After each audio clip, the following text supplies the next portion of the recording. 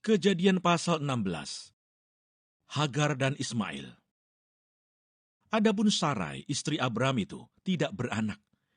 Ia mempunyai seorang hamba perempuan, orang Mesir, Hagar namanya. Berkatalah Sarai kepada Abram, "Engkau tahu, Tuhan tidak memberi aku melahirkan anak.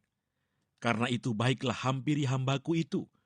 Mungkin oleh dialah aku dapat memperoleh seorang anak." Dan Abram mendengarkan perkataan Sarai. Jadi Sarai, istri Abram itu, mengambil Hagar hambanya, orang Mesir itu, yakni ketika Abram telah 10 tahun tinggal di tanah Kanaan, lalu memberikannya kepada Abram suaminya untuk menjadi istrinya. Abram menghampiri Hagar, lalu mengandunglah perempuan itu. Ketika Hagar tahu bahwa ia mengandung, maka ia memandang rendah akan nyonyanya itu. Lalu berkatalah Sarai kepada Abram, "Penghinaan yang kuderita ini adalah tanggung jawabmu. Akulah yang memberikan hambaku ke pangkuanmu. Tetapi baru saja ia tahu bahwa ia mengandung, ia memandang rendah akan aku. Tuhan kiranya yang menjadi hakim antara aku dan engkau." Kata Abram kepada Sarai, "Hambamu itu di bawah kekuasaanmu. Perbuatlah kepadanya apa yang kau pandang baik." Lalu Sarai menindas Hagar, sehingga ia lari meninggalkannya. Lalu malaikat Tuhan menjumpainya dekat suatu mata air di padang gurun, yakni dekat mata air di jalan ke Syur. Katanya, "Hagar hamba Sarai, dari manakah datangmu dan kemanakah pergimu?" Jawabnya, "Aku lari meninggalkan Sarai, nyonyaku." Lalu kata malaikat Tuhan itu kepadanya, "Kembalilah kepada nyonyamu, biarkanlah engkau ditindas di bawah kekuasaannya."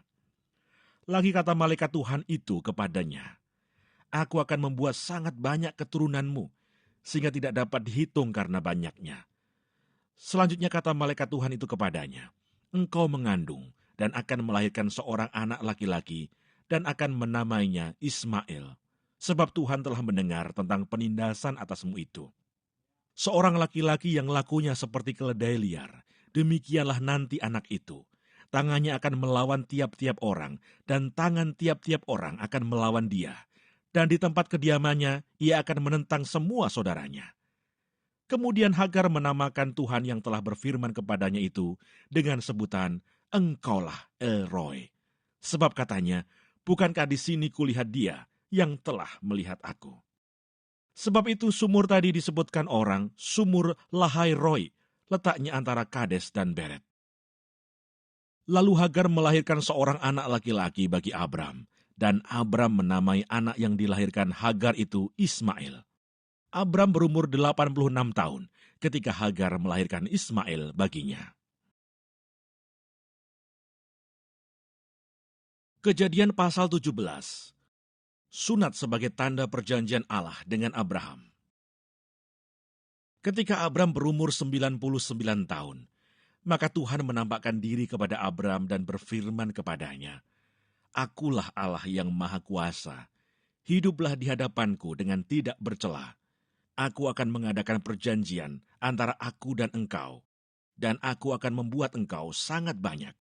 Lalu sujudlah Abram, dan Allah berfirman kepadanya, "Dari pihakku, inilah perjanjianku dengan engkau.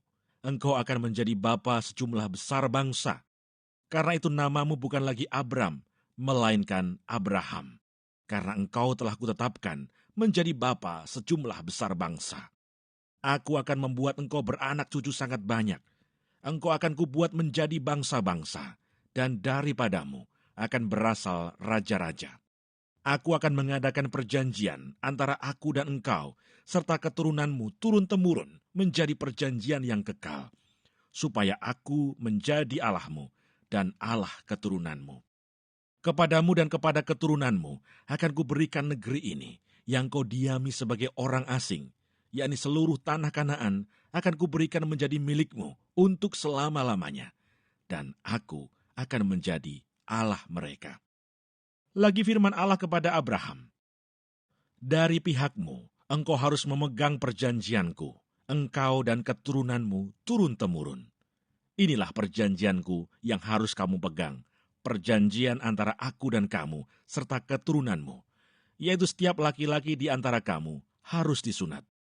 Haruslah dikerat kulit katanmu Dan itulah akan menjadi tanda perjanjian antara aku dan kamu. Anak yang berumur 8 hari haruslah disunat, yakni setiap laki-laki di antara kamu, turun-temurun, baik yang lahir di rumahmu, maupun yang dibeli dengan uang dari salah seorang asing, tetapi tidak termasuk keturunanmu. Orang yang lahir di rumahmu, dan orang yang engkau beli dengan uang, harus disunat. Maka dalam dagingmu lah perjanjianku itu menjadi perjanjian yang kekal. Dan orang yang tidak disunat, yakni laki-laki yang tidak dikerat kulit katannya, maka orang itu harus dilenyapkan dari antara orang-orang sebangsanya. Ia telah mengingkari perjanjianku. Selanjutnya Allah berfirman kepada Abraham, tentang istrimu Sarai, janganlah engkau menyebut dia lagi Sarai, tetapi Sarah, itulah namanya. Aku akan memberkatinya, dan daripadanya juga aku akan memberikan kepadamu seorang anak laki-laki. Bahkan aku akan memberkatinya, sehingga ia menjadi ibu bangsa-bangsa. Raja-raja bangsa-bangsa akan lahir daripadanya. Lalu tertunduklah Abraham dan tertawa, serta berkata dalam hatinya, mungkinkah bagi seorang yang berumur 100 tahun dilahirkan seorang anak? Dan mungkinkah Sarah yang telah berumur 90 tahun itu melahirkan seorang anak? Dan Abraham berkata kepada Allah, sekiranya Ismail diperkenankan hidup di hadapanmu. Tetapi Allah berfirman, tidak, melainkan istrimu Saralah yang akan melahirkan anak laki-laki bagimu, dan engkau akan menamai dia Ishak, dan aku akan mengadakan perjanjianku dengan dia menjadi perjanjian yang kekal untuk keturunannya. Tentang Ismail, aku telah mendengar permintaanmu, ia akan kuberkati, kubuat beranak cucu dan sangat banyak. Ia akan memperanakkan 12 raja, dan aku akan membuatnya menjadi bangsa yang besar. Tetapi perjanjianku akan kuadakan dengan Ishak, yang akan dilahirkan Sarah bagimu tahun yang akan datang, pada waktu seperti ini juga. Setelah selesai berfirman kepada Abraham, naiklah Allah meninggalkan Abraham. Setelah itu Abraham memanggil Ismail anaknya, dan semua orang yang lahir di rumahnya, juga semua orang yang dibelinya dengan uang, yakni setiap laki-laki dari isi rumahnya. Lalu ia mengerat kulit katan mereka pada hari itu juga, seperti yang telah difirmankan Allah kepadanya. Abraham berumur 99 tahun ketika dikerat kulit katannya, dan Ismail anaknya berumur 13 tahun ketika dikerat kulit katannya. Pada hari itu juga Abraham dan Ismail anaknya disunat, dan semua orang dari isi rumah Abraham, baik yang lahir di rumahnya maupun yang dibeli dengan uang dari orang asing, disunat bersama-sama dengan dia. Kejadian pasal 18. Allah mengulangi menjanjikan seorang anak laki-laki kepada Abraham. Kemudian Tuhan menampakkan diri kepada Abraham dekat pohon tarbantin di Mamre, sedang ia duduk di pintu kemahnya waktu hari panas terik. Ketika ia mengangkat mukanya, ia melihat 3 orang berdiri di depannya. Sesudah dilihatnya mereka, ia berlari dari pintu kemahnya menyongsong mereka. Lalu sujudlah ia sampai ke tanah, serta berkata, Tuanku, jika aku telah mendapat kasih Tuanku, janganlah kiranya lampaui hambamu ini. Biarlah diambil air sedikit, basuhlah kakimu, dan duduklah beristirahat di bawah pohon ini. Biarlah kuambil sepotong roti, supaya tuan-tuan segar kembali. Kemudian bolehlah tuan-tuan meneruskan perjalanannya, sebab tuan-tuan telah datang ke tempat hambamu ini. Jawab mereka, perbuatlah seperti yang kau katakan itu. Lalu Abraham segera pergi ke kemah, mendapatkan Sarah serta berkata, segeralah, ambil 3 sukat tepung yang terbaik, remaslah itu, dan buatlah roti bundar. Lalu berlarilah Abraham kepada lembu sapinya. Ia mengambil seekor anak lembu yang empuk dan baik dagingnya, dan memberikannya kepada seorang bujangnya. Lalu orang ini segera mengolahnya. Kemudian diambilnya dadih dan susu, serta anak lembu yang telah diolah itu. Lalu dihidangkannya di depan orang-orang itu. Dan ia berdiri di dekat mereka, di bawah pohon itu, sedang mereka makan. Lalu kata mereka kepadanya, di manakah Sarah istrimu? Jawabnya, di sana, di dalam kemah. Dan firman-Nya, sesungguhnya aku akan kembali tahun depan mendapatkan engkau. Pada waktu itulah Sarah istrimu akan mempunyai seorang anak laki-laki. dan Sarah mendengarkan pada pintu kemah yang di belakangnya. Adapun Abraham dan Sarah telah tua dan lanjut umurnya, dan Sarah telah mati haid. Jadi tertawalah Sarah dalam hatinya, katanya, "Akan berahikah aku setelah aku sudah layu, sedangkan tuanku sudah tua?" Lalu berfirmanlah Tuhan kepada Abraham, "Mengapakah Sarah tertawa dan berkata, 'Sungguhkah aku akan melahirkan anak, sedangkan aku telah tua?' Adakah sesuatu apapun yang mustahil untuk Tuhan? Pada waktu yang telah ditetapkan itu, tahun depan, aku akan kembali mendapatkan engkau." Pada waktu itulah Sarah mempunyai seorang anak laki-laki. Lalu Sarah menyangkal, katanya, "Aku tidak tertawa," sebab ia takut. Tetapi Tuhan berfirman, "Tidak, memang engkau tertawa." Doa syafaat Abraham untuk Sodom. Lalu berangkatlah orang-orang itu dari situ dan memandang ke arah Sodom. Dan Abraham berjalan bersama-sama dengan mereka untuk mengantarkan mereka. Berpikirlah Tuhan, apakah aku akan menyembunyikan kepada Abraham apa yang hendak kulakukan ini? Bukankah sesungguhnya Abraham akan menjadi bangsa yang besar serta berkuasa? Dan oleh dia segala bangsa di atas bumi akan mendapat berkat. Sebab aku telah memilih dia, supaya diperintahkannya kepada anak-anaknya dan kepada keturunannya, supaya tetap hidup menurut jalan yang ditunjukkan Tuhan, dengan melakukan kebenaran dan keadilan, dan supaya Tuhan memenuhi kepada Abraham apa yang dijanjikannya kepadanya. Sesudah itu berfirmanlah Tuhan, "Sesungguhnya banyak keluh kesah orang tentang Sodom dan Gomora, dan sesungguhnya sangat berat dosanya.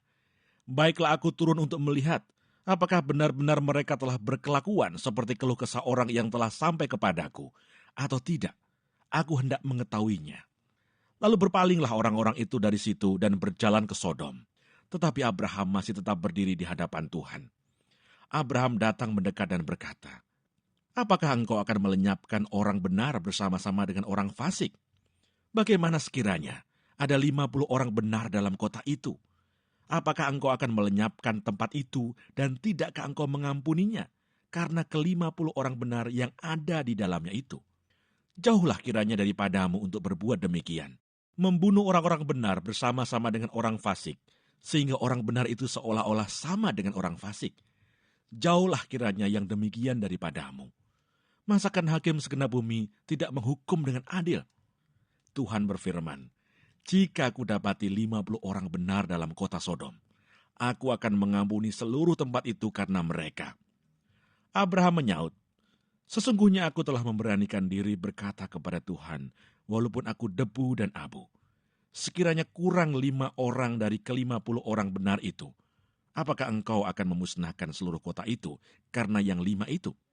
Firman-Nya, "Aku tidak memusnahkannya jika aku dapati 45 di sana." Lagi Abraham melanjutkan perkataannya kepadanya, "Sekiranya 40 didapati di sana." Firman-Nya, "Aku tidak akan berbuat demikian karena yang 40 itu." Katanya, "Janganlah kiranya Tuhan murka kalau aku berkata sekali lagi, sekiranya 30 didapati di sana."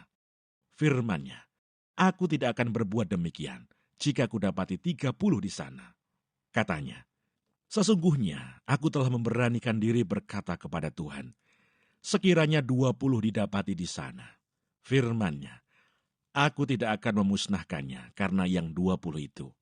Katanya, "Janganlah kiranya Tuhan murka kalau aku berkata lagi sekali ini saja, sekiranya 10 didapati di sana." Firman-Nya, "Aku tidak akan memusnahkannya karena yang 10 itu." Lalu pergilah Tuhan setelah ia selesai berfirman kepada Abraham, dan kembalilah Abraham ke tempat tinggalnya.